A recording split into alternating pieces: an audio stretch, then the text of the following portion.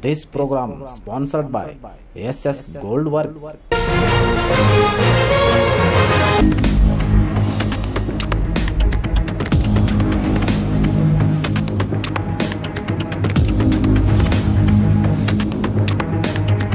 स्वागत है आपका बी न्यूज नेशन में। मैं हूं आबिद हुसैन शेख। बीएलडी संस्था के बसवेश्वर कला और वाणिज्य महाविद्यालय बसवन बागेवाड़ी और जिला पुलिस इलाके के सहयोग से विद्यार्थियों के साथ संवाद कार्यक्रम किया गया, जिसमें बीजापुर जिला पुलिस वरिष्ठ अधिकारी कुलदीप कुमार जैन ने विद्यार्थियों से संबोधित होते हुए कहा कि देश की तरक्की में युवाओं का बड़ा योगदान है, इसलिए अपनी सोच और विचार को सही दिशा में ले जाकर समाज का सर ऊंचा रखें और स्थायी पुलिस का सहयोग करके अपने सोसाइटी को अपराध मुक्त बनाएं।